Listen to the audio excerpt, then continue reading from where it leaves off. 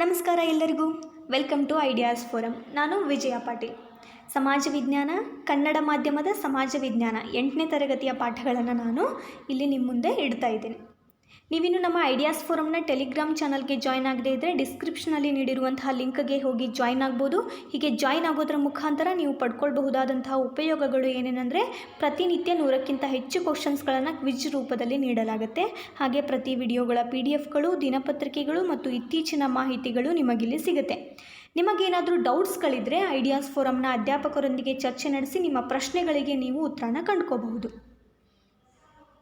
ಈಗಾಗಲೇ ideas forum ತಂಡ launch ಮಾಡಿರುವಂತಹ ಕೋರ್ಸ್ಗಳ ವಿವರ ಇಲ್ಲಿದೆ. ಎಲ್ಲ NCERT ವಿಡಿಯೋಗಳು including geography, history, science, polity, economics from 6 to 12 ಎಲ್ಲ ಪಾಠಗಳನ್ನು ಕನ್ನಡ ಮಾಧ್ಯಮದಲ್ಲಿ ಅಪ್ಲೋಡ್ ಮಾಡ್ತಿದ್ದಾರೆ. ಹಾಗೆ DSERT ವಿಡಿಯೋಗಳು. ನಾನು ಸೋಷಿಯಲ್ ಸೈನ್ಸ್ನ 6th 8th ಸ್ಟ್ಯಾಂಡರ್ಡ್ನ ಬುಕ್ಸ್ಗಳನ್ನು ಮುಗಿಸಿದ್ದೀನಿ. ಈಗ 8th ಸ್ಟ್ಯಾಂಡರ್ಡ್ನ ಪಾಠಗಳನ್ನು ನಿಮ್ಮ ಮುಂದೆ ತರ್ತಾ ಇದ್ದೀನಿ. ಇನ್ನು ಎಲ್ಲ ತಮಿಳುನಾಡು ರಾಜ್ಯದ ಪಠ್ಯಪುಸ್ತಕಗಳು ಹಾಗೆ GK ಟ್ರಿಕ್ಸ್ ವಿಡಿಯೋಗಳು, 1000ಕ್ಕೂ ಅಧಿಕ ಪ್ರಶ್ನೆ ಪತ್ರಿಕೆಗಳನ್ನು ಚರ್ಚೆ ನಡೆಸಿದಂತಹ ವಿಡಿಯೋಗಳು ನಿಮಗೆ ಇಲ್ಲಿ ಸಿಗುತ್ತೆ. ಈ ಎಲ್ಲ ವಿಡಿಯೋಗಳ ಉಪಯೋಗಗಳನ್ನು ನೀವು ಪಡ್ಕೋಬೇಕು. ಇನ್ನು ಐಡಿಯಾಸ್ ಫೋರಮ್ ತಂಡ ಇನ್ನೂ ಅನೇಕ ಕೋರ್ಸ್ಗಳನ್ನು ಲಾಂಚ್ ಮಾಡೋದಕ್ಕೆ ತಯಾರಿ ನಡೆಸಿದೆ. ಇದಕ್ಕೆ ನಿಮ್ಮ ಬೆಂಬಲ ಅತಿ ಅವಶ್ಯಕ. ಬೆಂಬಲಿಸೋದು ಹೇಗೆ ಅಂದರೆ, ನಾವಿಲ್ಲಿ ಒಂದು ಆಪ್ಷನನ್ನು ನಿಮಗೆ ನೀಡ್ತಿದ್ದೀವಿ. ಜಾಯಿನ್ ಆಪ್ಷನ್, ಸಬ್ಸ್ಕ್ರೈಬ್ ಬಟನ್ನ ಪಕ್ಕದಲ್ಲಿ ಜಾಯಿನ್ ಆಪ್ಷನ್ ಮೂಲಕ ನೀವು ನಮಗೆ ಸಹಾಯವನ್ನು ಮಾಡ್ಬೋದು. ಹೇಗೆ? ಶಿಶು ಇಲ್ಲಿ 4 ಸ್ಕೀಮ್ಗಳನ್ನು ಕೊಟ್ಟಿದ್ದೀವಿ. ಶಿಶು 29 ರೂಪಾಯಿಗಳು, ಕಿಶೋರ್ 59 ರೂಪಾಯಿಗಳು, ತರುಣ್ 159 ರೂಪಾಯಿಗಳು. ಗೋಲ್ಡನ್ ಸಪೋರ್ಟ್ ಮಾಡೋರಾದರೆ 159 ರೂಪಾಯಿಗಳನ್ನು ಈ ಗೂಗಲ್ ಪೇ ಅಥವಾ ಫೋನ್ಪೇ ನಂಬರ್ಗೆ 8748814920 ನಂಬರ್ಗೆ ಸೆಂಡ್ ಮಾಡೋದರ ಮುಖಾಂತರ ನೀವು ನಮಗೆ ಸಹಾಯವನ್ನು ಮಾಡ್ಬೋದು. ಇದನ್ನು ನಾವು ಏನಕ್ಕೆ ಉಪಯೋಗಿಸ್ಕೋತೀವಿ ಅಂದರೆ, ನಮ್ಮ ಟೆಕ್ನಾಲಜಿ ಅಳವಡಿಕೆಗಾಗಿ ಉಪಯೋಗಿಸ್ಕೋತೀವಿ. ಹೆಚ್ಚಿಗೆ ಬಂದಂಥ ಹಣವನ್ನು ನಾವು ಬಡ ವಿದ್ಯಾರ್ಥಿಗಳ ಏಳ್ಗೆಗಾಗಿ ಮತ್ತು ಅವರ ವಿದ್ಯಾಭ್ಯಾಸಕ್ಕಾಗಿ ಸಹಾಯವನ್ನು ಮಾಡ್ತೀವಿ. ಹೀಗೆ ಸಹಾಯ ಮಾಡೋಕ್ಕೆ ಆಗದೇ ಇದ್ದ ಪಕ್ಷದಲ್ಲಿ ಏನು ಮಾಡ್ಬೋದು, ನೀವು ಸಬ್ಸ್ಕ್ರೈಬ್ ಮಾಡೋದರ ಮೂಲಕ ನಮಗೆ ಬೆಂಬಲವನ್ನು ಸೂಚಿಸಬಹುದು.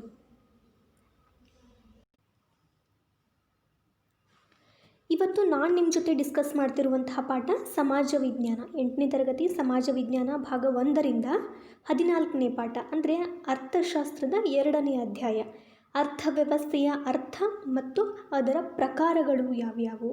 ಈ ಪಾಠದಲ್ಲಿ ನಾವು ಅರ್ಥವ್ಯವಸ್ಥೆಯ ಅರ್ಥ ಏನು, ಅವುಗಳ ಪ್ರಕಾರಗಳು ಯಾವುವು, ಆರ್ಥಿಕ ವ್ಯವಸ್ಥೆಯ ವಿಧಗಳು ಮತ್ತು ಅವುಗಳ ಗುಣದೋಷಗಳು, ಭಾರತ ಆರ್ಥಿಕ ವ್ಯವಸ್ಥೆಯ ಲಕ್ಷಣಗಳು, ಭಾರತದಲ್ಲಿ ಸಾರ್ವಜನಿಕ ವಲಯದ ಕಾರ್ಯಕ್ಷಮತೆ ಹೇಗಿದೆ ಅನ್ನೋದನ್ನು ಈ ಪಾಠದಿಂದ ನಾವು ಕಲಿತೀವಿ. ಅರ್ಥವ್ಯವಸ್ಥೆ ಏನು ಮಾಡುತ್ತೆ, ಸಮಾಜದಲ್ಲಿನ ಆರ್ಥಿಕ ಚಟುವಟಿಕೆಗಳ ಸಂಘಟನೆಯ ಸ್ವರೂಪವನ್ನು ತೋರಿಸುತ್ತೆ. ನಾವು ಈಗಾಗಲೇ ಕಲ್ತಿದ್ದೀವಿ, ಲಭ್ಯವಿರುವ ಕೊರತೆಯ ಸಂಪನ್ಮೂಲಗಳ ಚೌಕಟ್ಟಿನಲ್ಲಿ ಸರಕು ಮತ್ತು ಸೇವೆಗಳನ್ನು ಖರೀದಿಸಿ ಬಯಕೆಗಳನ್ನು ಈಡೇರಿಸಿಕೊಳ್ಳುವ ಸಲುವಾಗಿ ಆದಾಯ ಹೊಂದೋದಕ್ಕೆ ಆರ್ಥಿಕ ಚಟುವಟಿಕೆಗಳನ್ನು ನಾವು ಕೈಗೊಳ್ತೀವಿ. ಅಂದರೆ ಉತ್ಪಾದನೆಯಲ್ಲಿ, ವಿನಿಮಯದಲ್ಲಿ, ಹಂಚಿಕೆಯಲ್ಲಿ ನಾವು ಪಾತ್ರವನ್ನು ವಹಿಸ್ತೀವಿ. ಅರ್ಥವ್ಯವಸ್ಥೆಯಲ್ಲಿ ಜನರು ತೊಡಗಿಕೊಂಡಂತಹ ಆರ್ಥಿಕ ಚಟುವಟಿಕೆಗಳ ಸ್ವರೂಪ ಮತ್ತು ಮಟ್ಟದ ಆಧಾರದ ಮೇಲೆ ಅವರ ಆದಾಯ ಭಿನ್ನ ಆಗಿರುತ್ತೆ. ಅಂದರೆ ಕೆಲವು ಚಟುವಟಿಕೆಗಳಲ್ಲಿ ಆದಾಯ ಅಧಿಕ ಆಗಿದ್ದರೆ, ಅಂದರೆ ಸಾಫ್ಟ್ವೇರ್ ಫೀಲ್ಡಲ್ಲಿ ಆದಾಯ ಜಾಸ್ತಿ ಆಗಿರುತ್ತೆ. ಅಲ್ಲದೆ ಅತಿ ತೀವ್ರ ಹೆಚ್ಚಳ ಆದರೆ ಕೃಷಿಯಂಥ ಚಟುವಟಿಕೆಗಳಲ್ಲಿ ಆದಾಯ ಕಡಿಮೆ ಇರುತ್ತೆ. ಇದು ಮಂದಗತಿಯಲ್ಲಿ ಹೆಚ್ಚಾಗ್ತಾ ಇರುತ್ತೆ. ಆದ್ದರಿಂದ ರಾಷ್ಟ್ರಗಳಲ್ಲಿ ಇರುವಂತಹ ಚಟುವಟಿಕೆಗಳ ದೆಸೆಯಿಂದಾಗಿ ಅವು ಹೆಚ್ಚಿನ ಆದಾಯ ಹೊಂದಿ ವೇಗವಾಗಿ ಅಥವಾ ಕಡಿಮೆ ಆದಾಯ ಹೊಂದಿ ನಿಧಾನವಾಗಿ ಬೆಳೀತವೆ. ವೇಗವಾಗಿ ಬೆಳೀತಿರುವಂತಹ ಚಟುವಟಿಕೆಗಳನ್ನು ಹೊಂದಿರುವ ಅರ್ಥವ್ಯವಸ್ಥೆಗಳು ಉಳಿದ ರಾಷ್ಟ್ರಗಳಿಗಿಂತ ವೇಗವಾಗಿ ಬೆಳವಣಿಗೆಯ ಅಭಿವೃದ್ಧಿಯನ್ನು ಹೊಂದಿರುತ್ತೆ. ಸಂಪನ್ಮೂಲಗಳ ಒಡೆತನದ ಆಧಾರದ ಮೇಲೆಯೂ ಕೂಡ ಅರ್ಥವ್ಯವಸ್ಥೆಗಳನ್ನು ವಿಂಗಡಿಸಲಾಗುತ್ತೆ. ಅಂದರೆ ಒಡೆತನ, ಸರ್ಕಾರ ಯಾವ ಮಟ್ಟಿನಲ್ಲಿ, ಯಾವ ಪ್ರಮಾಣದಲ್ಲಿ ತನ್ನ ಮಧ್ಯಸ್ಥಿಕೆಯನ್ನು ಅರ್ಥವ್ಯವಸ್ಥೆಯಲ್ಲಿ ವಹಿಸುತ್ತೆ ಅನ್ನೋದರ ಮೇಲೆಯೂ ಅರ್ಥವ್ಯವಸ್ಥೆಯನ್ನು ವಿಂಗಡಣೆ ಮಾಡಬಹುದು. ಸಂಪನ್ಮೂಲಗಳು ಖಾಸಗಿ ಒಡೆತನ ಅಥವಾ ಸಾಮೂಹಿಕ ಒಡೆತನದಲ್ಲಿಯೂ ಕೂಡ ಇರಬಹುದು. ಅರ್ಥವ್ಯವಸ್ಥೆಗಳನ್ನು ಆಡಳಿತಾತ್ಮಕ ಘಟಕಗಳ ಆಧಾರದ ಮೇಲೆಯೂ ವಿಂಗಡಿಸಲಾಗುತ್ತೆ. ಹೆಂಗಂದರೆ ಗ್ರಾಮ ಅರ್ಥವ್ಯವಸ್ಥೆ, ಜಿಲ್ಲಾ ಅರ್ಥವ್ಯವಸ್ಥೆ, ರಾಜ್ಯ ಅರ್ಥವ್ಯವಸ್ಥೆ ಮತ್ತು ಹಾಗೆ ರಾಷ್ಟ್ರ ಅರ್ಥವ್ಯವಸ್ಥೆ, ಹೀಗೆ ಹಲವಾರು ರೀತಿಯ ಆಡಳಿತಾತ್ಮಕ ಘಟಕಗಳ ಆಧಾರದ ಮೇಲೆಯೂ ಕೂಡ ಅರ್ಥವ್ಯವಸ್ಥೆಯನ್ನು ವಿಂಗಡಣೆ ಮಾಡಬಹುದು. ವಿವಿಧ ಮಟ್ಟದ ಅಭಿವೃದ್ಧಿಯನ್ನು ಇವು ಹೊಂದಿರ್ತವೆ. ಆದ್ದರಿಂದ ಅರ್ಥವ್ಯವಸ್ಥೆಯನ್ನು ಅದರ ಅಭಿವೃದ್ಧಿ ಮಟ್ಟವನ್ನು ವೀಕ್ಷಿಸೋದಕ್ಕೆ ಹಲವಾರು ಮಾರ್ಗಗಳಾಗಿಯೂ ಉಪಯೋಗಿಸಬಹುದು. ಇನ್ನು ಅರ್ಥಶಾಸ್ತ್ರವನ್ನು ಎ.ಜೆ. ಬ್ರೌನ್ರವರು ಹೀಗೆ ಡಿಫೈನ್ ಮಾಡ್ತಾರೆ: ಜನರಿಗೆ ಜೀವನೋಪಾಯ ಗಳಿಸಲು ಅವಕಾಶ ದೊರಕಿಸುವ ಸಲುವಾಗಿ ನಿರ್ಮಿಸಿದಂತಹ ವ್ಯವಸ್ಥೆಯೇ ಅರ್ಥವ್ಯವಸ್ಥೆ ಅಂತ ಅವರು ಹೇಳ್ತಾರೆ. ಮಾನವ ಬಯಕೆಗಳನ್ನು ಈಡೇರಿಸೋದಕ್ಕೋಸ್ಕರ ರಚಿಸಿದಂತಹ ಮಾನವ ನಿರ್ಮಿತ ಒಂದು ಸಂಘಟನೆ ಅಂತ ಅರ್ಥವ್ಯವಸ್ಥೆಯನ್ನು ವಿವರಿಸ್ತಾರೆ. ಜೀವನೋಪಾಯ ಗಳಿಸಲು ವ್ಯಕ್ತಿ ವಿವಿಧ ಆರ್ಥಿಕ ಚಟುವಟಿಕೆಗಳಲ್ಲಿ ತೊಡಗ್ತಾನೆ. ಇದು ಸ್ಥಳದಿಂದ ಸ್ಥಳಕ್ಕೆ ಹಾಗೆ ಟೈಮ್ ಟು ಟೈಮ್ ಡಿಫ್ರೆಂಟ್ ಆಗಿರುತ್ತೆ. ಪುರಾತನ ದಿನಗಳಲ್ಲಿ ಜೀವನೋಪಾಯದ ಮೂಲಗಳು ಸರಳ ಆಗಿದ್ವು. ಪುರಾತನ ಕಾಲದಲ್ಲಿ ಅತ್ಯಂತ ಸರಳ ಜೀವನೋಪಾಯ ಇತ್ತು. ಆದರೆ ನಾಗರಿಕತೆ ಹೇಗೆ ಬೆಳ್ಕೋತಾ ಬರ್ತಿದೆ, ಹಾಗೆ ಜೀವನೋಪಾಯದ ಮೂಲಗಳು ಸಹ ಸಂಕೀರ್ಣ ಆಗ್ತಾ ಸಾಗ್ತಾ ಇವೆ. ಅದನ್ನು ನಾವು ಈಗ ನೋಡಬಹುದು. ಮುಖ್ಯವಾಗಿ ವ್ಯಕ್ತಿ ಜೀವನೋಪಾಯದ ಗಳಿಕೆ ನ್ಯಾಯಸಮ್ಮತ ಮತ್ತು ಕಾನೂನು ರೀತಿಯಲ್ಲಿ ಇರಬೇಕು. ಯಾವುದೇ ಆರ್ಥಿಕ ಚಟುವಟಿಕೆಯಲ್ಲೂ ನಾವು ಭಾಗವಹಿಸೋದಾದರೆ ಆ ಆರ್ಥಿಕ ಚಟುವಟಿಕೆಯು ಕಾನೂನು ರೀತಿಯಲ್ಲಿರಬೇಕು, ನ್ಯಾಯಸಮ್ಮತ ಆಗಿರಬೇಕು. ಅಂದರೆ ಕಾನೂನು ಬಾಹಿರ ಆದಂತಹ ದರೋಡೆ, ಅಕ್ರಮ ಕಳ್ಳ ಸಾಗಾಣಿಕೆಯಿಂದ ಮಾಡಿದಂತಹ ಯಾವುದೇ ಆದಾಯ ಕೂಡ ಅದು ಆರ್ಥಿಕ ಚಟುವಟಿಕೆ ಅನಿಸ್ಕೊಳ್ಳೋದಿಲ್ಲ. ಅಲ್ಲಿ ಆದಾಯ ಇದ್ದರೂ ಕೂಡ ಸಾಮಾಜಿಕವಾಗಿ ಹಾನಿಕಾರ ಆಗಿರೋದ್ರಿಂದ ಅದನ್ನು ಆರ್ಥಿಕ ಚಟುವಟಿಕೆ ಅಂತ ಪರಿಗಣನೆಗೆ ತೆಗೆದುಕೊಳ್ಳೋದಿಲ್ಲ. ಆದ್ದರಿಂದ ವ್ಯಕ್ತಿಯ ಮತ್ತು ಸಮಾಜದ ಯೋಗಕ್ಷೇಮ ಹೆಚ್ಚಿಸುವಂತಹ ಆರ್ಥಿಕ ಚಟುವಟಿಕೆಗಳನ್ನು ಕೈಗೊಳ್ಳಲಾಗುವಂತಹ ಆರ್ಥಿಕ ಸಂಸ್ಥೆಗಳ ಚೌಕಟ್ಟನ್ನು ಅರ್ಥವ್ಯವಸ್ಥೆ ಅಂತ ಹೇಳಬಹುದು. ಇದು ಇದರಿಂದ ಬರುವಂತಹ ಡೆಫಿನೇಷನ್. ಇನ್ನು ಅರ್ಥವ್ಯವಸ್ಥೆ ಅಂತ ಹೇಳಿದ್ವಿ. ಅರ್ಥವ್ಯವಸ್ಥೆಯ ಲಕ್ಷಣಗಳು ಏನೇನು ಅಂತ ಇಲ್ಲಿ ಕಲಿಯೋಣ. ಒಂದು ಅರ್ಥವ್ಯವಸ್ಥೆ ವ್ಯಕ್ತಿಗಳು, ಆರ್ಥಿಕ ಸಂಸ್ಥೆಗಳು ಹಾಗೂ ಸರ್ಕಾರ ಈ ಎಲ್ಲವುಗಳ ನಡುವೆ ಪರಸ್ಪರ ಸಂಬಂಧವನ್ನು ಬೆಸೆಯುತ್ತೆ.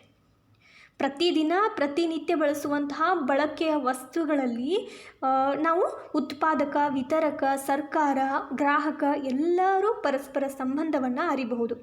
ಇದು ನಂತರ ಅರ್ಥವ್ಯವಸ್ಥೆ ಅನ್ನೋದು ನಿರಂತರ ಬದಲಾವಣೆಗೆ ಒಳಪಡ್ತಾ ಇರುತ್ತೆ. ಹೇಗೆ ಕಾಲಕ್ರಮೇಣ ಇದು ಬದಲಾವಣೆಗೆ ಒಳಗಾಗುತ್ತೆ.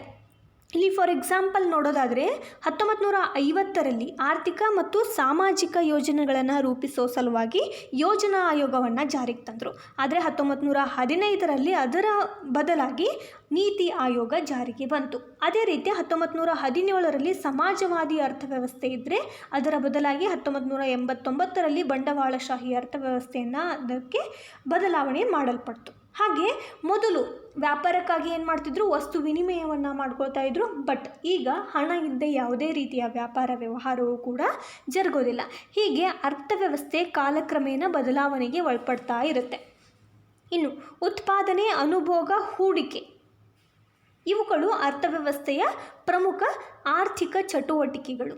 ಇನ್ನು ಉತ್ಪಾದನಾ ತಂತ್ರಜ್ಞಾನ ಮತ್ತು ಆರ್ಥಿಕ ಚಟುವಟಿಕೆಗಳು ಯಾವಾಗಲೂ ಬದಲಾವಣೆ ಹೊಂದಿರ್ತವೆ. ವಿವಿಧ ಅರ್ಥವ್ಯವಸ್ಥೆಗಳಲ್ಲಿ ಆರ್ಥಿಕ ಚಟುವಟಿಕೆಗಳು ಹಾಗೆ ಉತ್ಪಾದನಾ ತಂತ್ರಜ್ಞಾನವೂ ಕೂಡ ಬದಲಾವಣೆ ಹೊಂದ್ತಾ ಇರುತ್ತೆ.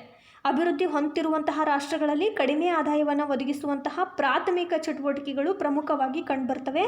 ಆದರೆ ಅಭಿವೃದ್ಧಿ ಹೊಂದಿದ ರಾಷ್ಟ್ರಗಳಲ್ಲಿ, ಈಗಾಗಲೇ ಅಭಿವೃದ್ಧಿ ಹೊಂದಿದಂತಹ ರಾಷ್ಟ್ರಗಳಲ್ಲಿ ಅಧಿಕ ಆದಾಯವನ್ನು ಒದಗಿಸುವಂತಹ ದ್ವಿತೀಯ ಅಥವಾ ತೃತೀಯ ವಲಯದ ಚಟುವಟಿಕೆಗಳು ಪ್ರಮುಖ ಆಗ್ತವೆ. ಇಲ್ಲಿ ಪ್ರಾಥಮಿಕ ಚಟುವಟಿಕೆಗಳು ಅಂದರೆ ಸಂಪನ್ಮೂಲ ಆಧಾರಿತ ಚಟುವಟಿಕೆಗಳಾಗ್ತವೆ.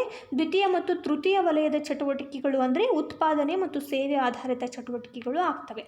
ಹಾಗೆ ಕೂಡ ಉತ್ಪಾದನಾ ತಂತ್ರಜ್ಞಾನವು ಇಲ್ಲಿ ಬದಲಾಗ್ತಾ ಇರುತ್ತೆ. ಇಲ್ಲಿ ವ್ಯಕ್ತಿಗಳು, ಒಬ್ಬ ವ್ಯಾಪಾರಸ್ಥನೂ ಆಗ್ಬೋದು, ಒಬ್ಬ ಉತ್ಪಾದಕನೂ ಆಗ್ಬೋದು, ಅಥವಾ ಒಬ್ಬ ಗ್ರಾಹಕನೂ ಆಗಿರಬಹುದು. ಅವರು ಸರಕು ಮತ್ತು ಸೇವೆಗಳನ್ನು ಉತ್ಪಾದಿಸ್ತಾರೆ, ಹಾಗೆ ಅನುಭವಿಸ್ತಾರೆ. ಹಾಗೆ ಅವುಗಳನ್ನು ಒಬ್ಬ ಗ್ರಾಹಕನಿಗೆ ತಲುಪಿಸುವ ವ್ಯವಸ್ಥೆಯನ್ನು ಕೂಡ ಒಬ್ಬ ವ್ಯಕ್ತಿ ಮಾಡಬಹುದು. ನಾವೆಲ್ಲರೂ ಕೂಡ ಗ್ರಾಹಕರಾಗಿರ್ತೀವಿ. ಆದರೆ ನಮ್ಮಲ್ಲಿ ಕೆಲವರು ಉತ್ಪಾದಕರು ಆಗಿರ್ತಾರೆ, ಕೆಲವರು ವ್ಯಾಪಾರಸ್ಥರು ಆಗಿರ್ತಾರೆ. ಇದು ಆರ್ಥಿಕ ವ್ಯವಸ್ಥೆಯ ಇನ್ನೊಂದು ಲಕ್ಷಣ. ಇನ್ನು ಆಧುನಿಕ ಆರ್ಥಿಕ ವ್ಯವಸ್ಥೆ ಸಂಕೀರ್ಣ ಆಗಿರುತ್ತೆ, ಅದು ಬಹಳ ದೊಡ್ಡದು. ವ್ಯಕ್ತಿಗಳ ಚಟುವಟಿಕೆಗಳನ್ನು ಹಲವಾರು ಸಂಸ್ಥೆಗಳು ಇಲ್ಲಿ ನಿಯಂತ್ರಣ ಮಾಡ್ತವೆ. ಆದ್ದರಿಂದ ಇಲ್ಲಿ ಕೆಲವೊಂದಿಷ್ಟು ಸಂಸ್ಥೆಗಳನ್ನು ಹೆಸರಿಸಲಾಗಿದೆ. First RBI, reserve bank of India, SEBI,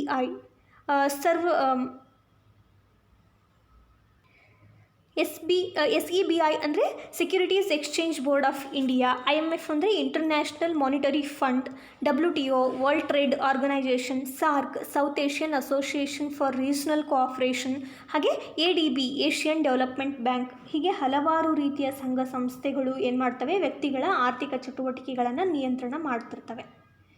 ಹೀಗೆ ಹಲವಾರು ಸಂಸ್ಥೆಗಳು ಅವು ವ್ಯಕ್ತಿಗಳ ಮತ್ತು ರಾಷ್ಟ್ರಗಳ ಚಟುವಟಿಕೆಗಳನ್ನು ಕೂಡ ನಿಯಂತ್ರಣ ಮಾಡ್ತವೆ ಮತ್ತು ಅವರ ಚಟುವಟಿಕೆಯನ್ನು ಪ್ರೋತ್ಸಾಹಿಸ್ತವೆ.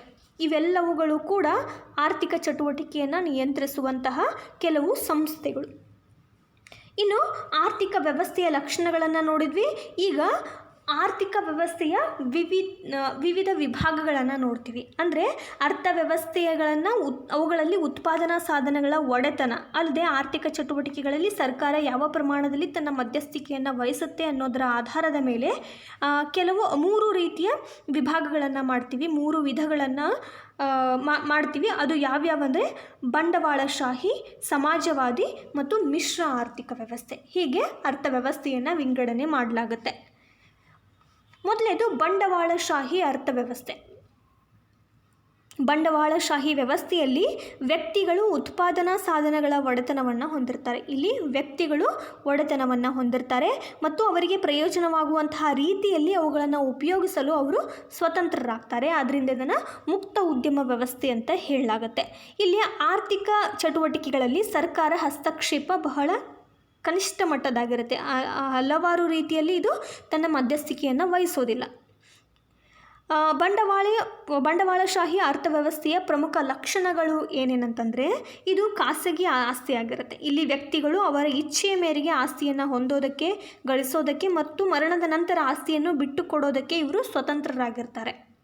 ಆದ್ದರಿಂದ ಆಸ್ತಿಯನ್ನು ಅವರವರ ಸ್ವಂತ ಲಾಭಕ್ಕೆ ಉಪಯೋಗಿಸ್ಕೊಳ್ಳೋದ್ರಿಂದ ಸಂಪತ್ತನ್ನು ಹೊಂದುವ ಮತ್ತು ಸಂಗ್ರಹಿಸುವ ಭಾವನೆ ಅತ್ಯಂತ ಪ್ರಬಲ ಆಗಿರುತ್ತೆ ಇಲ್ಲಿ. ಇನ್ನು ಉದ್ಯಮದ ಸ್ವಾತಂತ್ರ್ಯ. ಬಂಡವಾಳಶಾಹಿ ಆರ್ಥಿಕ ವ್ಯವಸ್ಥೆಯಲ್ಲಿ ವ್ಯಕ್ತಿಗಳು ಯಾವುದೇ ಉದ್ಯೋಗವನ್ನು ಆಯ್ದುಕೊಳ್ಳಬಹುದು. ವ್ಯವಹಾರ ಸಂಸ್ಥೆಗಳು ಸಂಪನ್ಮೂಲಗಳನ್ನು ಪಡೆಯಲು ಮತ್ತು ಅವುಗಳನ್ನು ಯಾವುದೇ ಸರಕು ಮತ್ತು ಸೇವೆಗಳ ಉತ್ಪಾದನೆಗೆ ಬಳಸಬಹುದು ಮತ್ತು ತಮ್ಮ ಆಯ್ಕೆಯ ಮೇರೆಗೆ ಮಾರುಕಟ್ಟೆಯಲ್ಲಿ ಅತ್ಯಧಿಕ ಲಾಭ ಪಡೆಯುವ ಹಾಗೆ ಮಾರಾಟ ಮಾಡಬಹುದು. ಇದು ಉದ್ಯಮದ ಸ್ವಾತಂತ್ರ್ಯ. ಇನ್ನು ಅನುಭೋಗಿಯ ಸಾರ್ವಭೌಮತ್ವ. ಬಂಡವಾಳಶಾಹಿ ಅರ್ಥವ್ಯವಸ್ಥೆಯಲ್ಲಿ ಅನುಭೋಗಿ ಅಂದರೆ ಗ್ರಾಹಕ ಸಾರ್ವಭೌಮ ಅಂತ ಹೇಳಲಾಗುತ್ತೆ. ತಮಗೆ ಗರಿಷ್ಠ ತೃಪ್ತಿ ನೀಡುವಂತಹ ಸರಕುಗಳನ್ನು ಮತ್ತು ಸೇವೆಗಳನ್ನು ಅವರು ಹಣ ಕೊಟ್ಟು ಕೊಂಡ್ಕೊಳ್ಳೋದಕ್ಕೆ ಅವರು ಸ್ವತಂತ್ರರಾಗಿರ್ತಾರೆ. ಇಲ್ಲಿ ಉತ್ಪಾದನೆಯು ಅನುಭೋಗಿಗಳ ಆಯ್ಕೆಗಳ ಆಧಾರದ ಮೇಲೆ ನಿರ್ಧಾರ ಆಗುತ್ತೆ. ಎಷ್ಟರ ಮಟ್ಟಿಗೆ ಒಬ್ಬ ಗ್ರಾಹಕ ಸರಕು ಸೇವೆಗಳನ್ನು ಬಳಸ್ತಾನೆ ಅನ್ನೋದರ ಮೇಲೆ ಇಲ್ಲಿ ಉತ್ಪಾದನೆ ಆಗುತ್ತೆ. ಇನ್ನು ಇಲ್ಲಿ ಲಾಭದ ಉದ್ದೇಶ ಜಾಸ್ತಿ ಆಗಿರುತ್ತೆ. ಬಂಡವಾಳಶಾಹಿ ಪದ್ಧತಿಯಲ್ಲಿ ಸಂಪತ್ತಿನ ಸ್ವಾಧೀನ ಮತ್ತು ಕ್ರೋಢೀಕರಣದ ಮೇಲೆ ನಿರ್ಬಂಧ ಇರೋದಿಲ್ಲ. ವ್ಯಕ್ತಿಗಳು ತಮ್ಮ ಹಿತಾಸಕ್ತಿಯ ನಿರ್ದೇಶಕರಾಗಿರ್ತಾರೆ. ವಿಶೇಷವಾಗಿ ಬಂಡವಾಳಶಾಹಿ ವರ್ಗ ಎಂದು ಕರೆಯಲ್ಪಡುವಂತಹ ಉತ್ಪಾದಕರು ಕನಿಷ್ಠ ವೆಚ್ಚ ಮಾಡಿ ಗರಿಷ್ಠ ಆದಾಯ ಅಥವಾ ಗರಿಷ್ಠ ಲಾಭ ಹೊಂದಲು ಪ್ರಯತ್ನ ಮಾಡ್ತಿರ್ತಾರೆ ಬಂಡವಾಳಶಾಹಿ ಅರ್ಥವ್ಯವಸ್ಥೆಯಲ್ಲಿ. ಇನ್ನು ಪೈಪೋಟಿ. ಬಂಡವಾಳಶಾಹಿ ವ್ಯವಸ್ಥೆಯಲ್ಲಿ ಪ್ರತಿಯೊಬ್ಬರೂ ಕೂಡ ಲಾಭ ಗಳಿಸೋದಕ್ಕೆ, ತಮ್ಮ ಆಯ್ಕೆಯ ಮೇರೆಗೆ ಉದ್ಯೋಗ ಹೊಂದೋದಕ್ಕೆ ಸ್ವತಂತ್ರ ಆಗಿರೋದ್ರಿಂದ ತೀವ್ರ ಪೈಪೋಟಿ ಇಲ್ಲಿ ಇರುತ್ತೆ. ಬೆಲೆ ನಿರ್ಧಾರದಲ್ಲಿ ಮಾರುಕಟ್ಟೆ ಶಕ್ತಿಗಳಾದಂತಹ ಬೇಡಿಕೆ ಮತ್ತು ಪೂರೈಕೆಗಳು ಮುಕ್ತವಾಗಿ ಇಲ್ಲಿ ಕಾರ್ಯವನ್ನು ನಿರ್ವಹಿಸ್ತವೆ. ಇದು ಪೈಪೋಟಿ. ಇನ್ನು ಸರ್ಕಾರದ ಹಸ್ತಕ್ಷೇಪ ಇಲ್ಲಿ ಇರೋದಿಲ್ಲ, ಇದ್ರೂ ಕನಿಷ್ಠವಾಗಿರುತ್ತೆ. ಬಂಡವಾಳಶಾಹಿ ಅರ್ಥವ್ಯವಸ್ಥೆಯಲ್ಲಿ ಮುಕ್ತ ಮಾರುಕಟ್ಟೆ ಕಾರ್ಯಾಚರಣೆ ಮತ್ತು ಬೆಲೆ ಪದ್ಧತಿ ನಿಯಂತ್ರಕ ಹಾಗೂ ನಿರ್ಣಾಯಕ ಆಗಿರುತ್ತೆ. ಇಲ್ಲಿ ಸರ್ಕಾರದ ಹಸ್ತಕ್ಷೇಪ ಇರುವುದೇ ಇಲ್ಲ, ಇದ್ರೂ ಕೂಡ ಕಡಿಮೆ ಪ್ರಮಾಣದಲ್ಲಿ ಇರುತ್ತೆ. ಆದರೆ ಜನರ ಕಲ್ಯಾಣವನ್ನು, ಆರ್ಥಿಕ ಅಭಿವೃದ್ಧಿಯನ್ನು ಹೆಚ್ಚಿಸೋದಕ್ಕೆ ಸರ್ಕಾರ ಸಕ್ರಿಯ ಪಾತ್ರ ಅತಿ ಅಗತ್ಯ ಆಗಿರುತ್ತೆ. ಆದ್ದರಿಂದ ಆರ್ಥಿಕ ಚಟುವಟಿಕೆಯ ಮೇಲಿನ ನಿಯಂತ್ರಣ ಮತ್ತು ಹಸ್ತಕ್ಷೇಪ ಕ್ರಮೇಣ ಹೆಚ್ಚಾಗಿ ಸಂಪೂರ್ಣ ಬಂಡವಾಳ ಪದ್ಧತಿ ಈಗ ಅಷ್ಟೊಂದು ಎಲ್ಲಿಯೂ ಕಂಡು ಬರೋದಿಲ್ಲ. ಅಮೆರಿಕ ಹಾಗೂ ಯುರೋಪ್ನ ಬಹಳಷ್ಟು ರಾಷ್ಟ್ರಗಳು ಹೆಚ್ಚು ಬಂಡವಾಳಶಾಹಿ ವ್ಯವಸ್ಥೆಗಳು ಆಗಿವೆ. ಇನ್ನು ಎರಡನೇದು ಸಮಾಜವಾದಿ ಅರ್ಥವ್ಯವಸ್ಥೆ. ಸಮಾಜದ ಸಮಗ್ರ ಹಿತಾಸಕ್ತಿಯನ್ನು ಅಭಿವೃದ್ಧಿಪಡಿಸೋದಕ್ಕೋಸ್ಕರ ಸರ್ಕಾರ ಉತ್ಪಾದಕ ಸಂಪನ್ಮೂಲಗಳ ಒಡೆತನ ಮತ್ತು ನಿಯಂತ್ರಣವನ್ನು ಹೊಂದಿರುತ್ತೆ. ಇಲ್ಲಿ ಒಡೆತನ ಸರ್ಕಾರದ್ದಾಗಿರುತ್ತೆ. ಈ ವ್ಯವಸ್ಥೆಯಲ್ಲಿ ಎಲ್ಲರ ಹಿತಾಸಕ್ತಿಗಾಗಿ ಒಂದು ಕೇಂದ್ರ ಯೋಜನೆ ಸಂಸ್ಥೆ ಯೋಜನೆಗಳನ್ನು ರೂಪಿಸುತ್ತೆ ಮತ್ತು ಆರ್ಥಿಕ ಚಟುವಟಿಕೆಗಳನ್ನು ನಿಯಂತ್ರಣ ಮಾಡುತ್ತೆ. ಸಮಾಜವಾದಿ ಅರ್ಥವ್ಯವಸ್ಥೆಯು ಈ ಕೆಳಗಿನ ಲಕ್ಷಣಗಳನ್ನು ಹೊಂದಿರುತ್ತೆ. ಇವು: ಉತ್ಪಾದನಾ ಸಾಧನ ಸಂಪತ್ತಿನ ಮೇಲೆ ಸಾಮೂಹಿಕ ಒಡೆತನ. ಸಮಾಜವಾದಿ ವ್ಯವಸ್ಥೆಯಲ್ಲಿ ಉತ್ಪಾದನಾ ಸಾಧನಗಳ ಒಡೆತನವನ್ನು ಜನರ ಪರವಾಗಿ ಸರ್ಕಾರವೇ ಹೊಂದಿರುತ್ತೆ. ಎಲ್ಲ ಸಂಪತ್ತಿನ ಒಡೆತನವೂ ಕೂಡ ಇಲ್ಲಿ ಸಾಮೂಹಿಕವಾಗಿರುತ್ತೆ. ಸಮಾಜ ಕಲ್ಯಾಣದ ಉದ್ದೇಶ. ಇದರ ಉದ್ದೇಶ ಸಮಾಜವಾದಿ ಅರ್ಥವ್ಯವಸ್ಥೆಯ ಇಂಪಾರ್ಟೆನ್ಸ್ ಏನು ಅಂದರೆ ಇಲ್ಲಿ ಸಮಾಜ ಕಲ್ಯಾಣದ ಉದ್ದೇಶ ಇರುತ್ತೆ. ಜನರ ಕಲ್ಯಾಣವನ್ನು ಹೆಚ್ಚಿಸೋದಕ್ಕೆ ಜನರ ಪರವಾಗಿ ಸರ್ಕಾರ ಹಲವಾರು ನಿರ್ಧಾರಗಳನ್ನು ಕೈಗೊಳ್ಳುತ್ತೆ, ಹಲವಾರು ಯೋಜನೆಗಳನ್ನು ರೂಪಿಸುತ್ತೆ. ಒಟ್ಟಾರೆ ಹಿತಾಸಕ್ತಿಗಳನ್ನು ಗಮನದಲ್ಲಿಟ್ಕೊಂಡು ಸರ್ಕಾರ ಉತ್ಪಾದನಾ ಪ್ರಮಾಣ ಮತ್ತು ಅವುಗಳ ಹಂಚಿಕೆಯನ್ನು ನಿರ್ಧಾರ ಮಾಡುತ್ತೆ. ಇನ್ನು ಕೇಂದ್ರೀಕೃತ ಯೋಜನೆ. ಸಮಾಜವಾದಿ ಅರ್ಥವ್ಯವಸ್ಥೆ ಒಂದು ಕೇಂದ್ರೀಕೃತ ಯೋಜನೆ ಹೇಗೆ? ರಾಷ್ಟ್ರದ ಅಭಿವೃದ್ಧಿ ಆದ್ಯತೆಗಳನ್ನು ನಿರ್ಧರಿಸಿ ಅವುಗಳನ್ನು ಈಡೇರಿಸಲು ಅಗತ್ಯವಾದಂತಹ ಸಂಪನ್ಮೂಲಗಳನ್ನು ಹಂಚಿಕೆ ಮಾಡಿ ಆರ್ಥಿಕ ಯೋಜನೆಯ ಮುಖಾಂತರ ಇದನ್ನು ರೂಪಿಸಲಾಗುತ್ತೆ. ರಾಷ್ಟ್ರದ ಅಗತ್ಯಗಳನ್ನು ಮತ್ತು ಆದ್ಯತೆಗಳನ್ನು ಗುರುತಿಸಿ ಅವುಗಳನ್ನು ಈಡೇರಿಸಲು ಕಾರ್ಯತಂತ್ರಗಳನ್ನು ರಚಿಸಿ ಸಮಗ್ರ ಅಭಿವೃದ್ಧಿ ಮತ್ತು ಎಲ್ಲರ ಕಲ್ಯಾಣಕ್ಕಾಗಿ ಆ ಕಾರ್ಯತಂತ್ರಗಳ ಅನುಷ್ಠಾನಕ್ಕಾಗಿ ಒಂದು ಕೇಂದ್ರೀಯ ಯೋಜನಾ ಪ್ರಾಧಿಕಾರವನ್ನು ರಚಿಸಲಾಗುತ್ತೆ. ಈ ಸಂಸ್ಥೆ ಏನು ಮಾಡುತ್ತೆ? ರಾಷ್ಟ್ರದ ಆದ್ಯತೆಗಳನ್ನು ಮತ್ತು ಲಭ್ಯವಿರುವ ಸಂಪನ್ಮೂಲಗಳನ್ನು ಗಮನದಲ್ಲಿಟ್ಕೊಂಡು ಸಂಪನ್ಮೂಲಗಳ ವಿನಿಯೋಗವನ್ನು ಮಾಡುತ್ತೆ. ಇಲ್ಲಿ ಜನಕಲ್ಯಾಣದ ಒಂದು ಯೋಜನೆ ಇದ್ದರೂ ಸಂಪನ್ಮೂಲಗಳನ್ನು ಆಧರಿಸಿ ಎಷ್ಟು ಸಂಪನ್ಮೂಲ ಇದೆ ಅನ್ನೋದನ್ನು ಆಧರಿಸಿ ಇದನ್ನು ವಿನಿಯೋಗ ಮಾಡಲಾಗುತ್ತೆ. ಪ್ರಚಲಿತ ಮತ್ತು ಭವಿಷ್ಯ ಅಗತ್ಯಗಳನ್ನು ಇಲ್ಲಿ ಕಂಡುಕೊಳ್ತಾರೆ. ಇನ್ನೊಂದು ಅಸಮಾನತೆ ಕುಗ್ಗುವಿಕೆ. ಇಲ್ಲಿ ಆಸ್ತಿ ಸಾಮೂಹಿಕ ಆಗಿರೋದ್ರಿಂದ ಇಲ್ಲಿ ಅಸಮಾನತೆಯ ಕುಗ್ಗುವಿಕೆ ಕಂಡುಬರುತ್ತೆ. ಸಮಾಜವಾದಿ ಅರ್ಥವ್ಯವಸ್ಥೆಯಲ್ಲಿ ಖಾಸಗಿ ಆಸ್ತಿಯ ಸಂಗ್ರಹಕ್ಕೆ ಆಸ್ಪದ ಇರೋದಿಲ್ಲ. ಆದ್ದರಿಂದ ಆರ್ಥಿಕ ಅಸಮಾನತೆ ಇಲ್ಲಿ ಕುಗ್ಗುತ್ತೆ. ವರ್ಗ ಸಂಘರ್ಷ ಇಲ್ಲಿ ಇರೋದಿಲ್ಲ. ಇಲ್ಲಿ ಯಾವುದೇ ರೀತಿಯ ಲಾಭದ ಉದ್ದೇಶದಿಂದ ಆಗಲಿ ಅಥವಾ ಯಾವುದೇ ರೀತಿಯ ವೈಯಕ್ತಿಕ ಉದ್ದೇಶದಿಂದ ಆಗಲಿ ಇಲ್ಲಿ ಉತ್ಪಾದನೆ ಅಥವಾ ವಿತರಣೆ ನಡೆಯೋದಿಲ್ಲ. ಇಲ್ಲಿ ಆಸ್ತಿ ಸಾಮೂಹಿಕ ಆಗಿರೋದ್ರಿಂದ ಎಲ್ಲ ಯೋಜನೆಗಳು ಕಲ್ಯಾಣಪರ ಆಗಿರೋದ್ರಿಂದ ಇಲ್ಲಿ ವರ್ಗ ಸಂಘರ್ಷ ಕಡಿಮೆ ಇರುತ್ತೆ.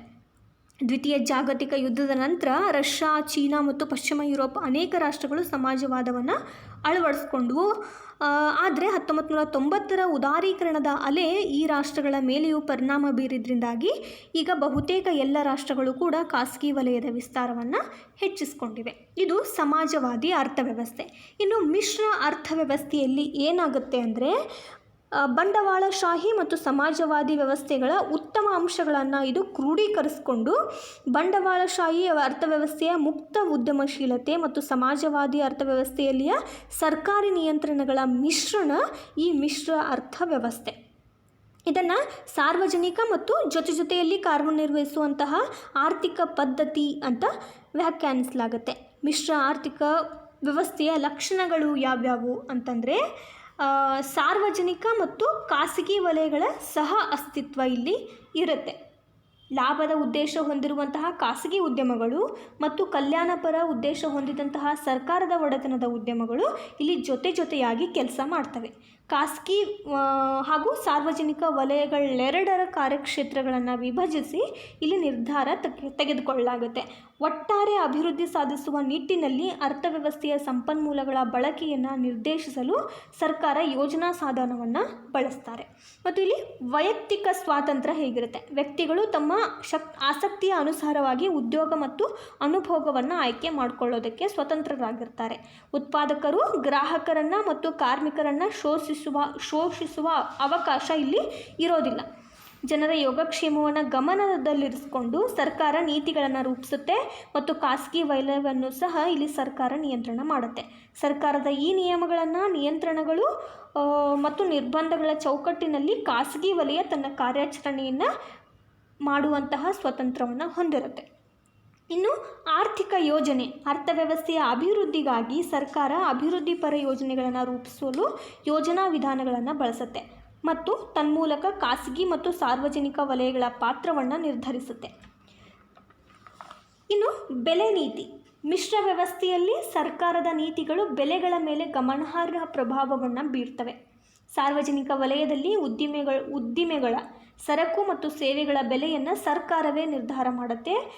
ಅವುಗಳನ್ನು ಆಡಳಿತಾತ್ಮಕ ಬೆಲೆಗಳು ಅಂತ ಹೇಳಲಾಗುತ್ತೆ. ಬೆಲೆ ನೀತಿ ಇಲ್ಲಿ ಆಡಳಿತಾತ್ಮಕ ಬೆಲೆ ಆಗುತ್ತೆ. ಉದಾಹರಣೆಗೆ ಭಾರತದಲ್ಲಿನ ರೈಲಿಗೆ ತೆಗೆದುಕೊಳ್ಳುವಂತಹ ದರದ ಒಂದು ತೀರ್ಮಾನವನ್ನು ಕೂಡ ಇಲ್ಲಿ ಸರ್ಕಾರ ಮಾಡುತ್ತೆ. ಮಿಶ್ರ ಆರ್ಥಿಕ ವ್ಯವಸ್ಥೆಗೆ ಭಾರತ ಒಂದು ಉತ್ತಮ ಉದಾಹರಣೆ. ಸಾರ್ವಜನಿಕ ಮತ್ತು ಖಾಸಗಿ ವಲಯಗಳ ಕಾರ್ಯಕ್ಷೇತ್ರಗಳನ್ನು ಸುವ್ಯವಸ್ಥಿತವಾಗಿ ನಿರ್ದಿಷ್ಟಪಡಿಸಿದ್ದು ಅಭಿವೃದ್ಧಿಯನ್ನು ಸಾಧಿಸೋದಕ್ಕೆ ಆರ್ಥಿಕ ಯೋಜನೆಯು ಇಲ್ಲಿ ಮುಖ್ಯ ತಂತ್ರವಾಗಿ ಉಪಯೋಗಿಸಲ್ಪಡುತ್ತೆ. ಇವತ್ತು ಜಗತ್ತಿನ ಬಹುತೇಕ ರಾಷ್ಟ್ರಗಳ ಆರ್ಥಿಕ ಅಭಿವೃದ್ಧಿಯಲ್ಲಿ ಸರ್ಕಾರ ಸಕ್ರಿಯ ಪಾತ್ರವನ್ನು ನಿರ್ವಹಿಸ್ತಿದೆ. ಮಿಶ್ರ ಆರ್ಥಿಕ ವ್ಯವಸ್ಥೆಯ ಲಕ್ಷಣಗಳನ್ನು ನಾವು ರೂಢಿ ಮಾಡಿಕೊಂಡಿವೆ. ಇದು ಒಡೆತನದ ಆಧಾರದ ಮೇಲೆ ಆರ್ಥಿಕ ವ್ಯವಸ್ಥೆಯ ವಿಧಗಳು: ಬಂಡವಾಳಶಾಹಿ ಅರ್ಥವ್ಯವಸ್ಥೆ, ಸಮಾಜವಾದಿ ಅರ್ಥವ್ಯವಸ್ಥೆ ಮತ್ತು ಮಿಶ್ರ ಅರ್ಥವ್ಯವಸ್ಥೆ. ಈ ಪಾಠದಲ್ಲಿ ನಾವು ಅರ್ಥವ್ಯವಸ್ಥೆ ಅಂದರೆ ಏನು ಮತ್ತು ಅರ್ಥವ್ಯವಸ್ಥೆಯ ಲಕ್ಷಣಗಳು ಏನು ಮತ್ತು ಒಡೆತನದ ಆಧಾರದ ಮೇಲೆ ಅರ್ಥವ್ಯವಸ್ಥೆಯನ್ನು ಯಾವ ರೀತಿ ನಾವು ವಿಂಗಡಣೆ ಮಾಡ್ಬೋದು, ಹಾಗೆ ಪ್ರತಿ ವಿಂಗಡಣೆಯ ನಡುವೆ ಇರುವಂತಹ ಡಿಫ್ರೆನ್ಸನ್ನು ನಾವು ಈ ಪಾಠದಿಂದ ಕಲಿತ್ವಿ. ಈ ವಿಡಿಯೋ ನಿಮಗೆ ಇಷ್ಟ ಆಗಿದ್ದರೆ ಲೈಕ್ ಮಾಡಿ, ಶೇರ್ ಮಾಡಿ ಮತ್ತು ಸಬ್ಸ್ಕ್ರೈಬ್ ಮಾಡಿ. ಮುಂದೆ ಮತ್ತೊಂದು ಇದೇ ಪಾಠದ ಮುಂದಿನ ಭಾಗದೊಂದಿಗೆ ನಾನು ನಿಮ್ಮ ಜೊತೆ ಬರ್ತೀನಿ. Thank you.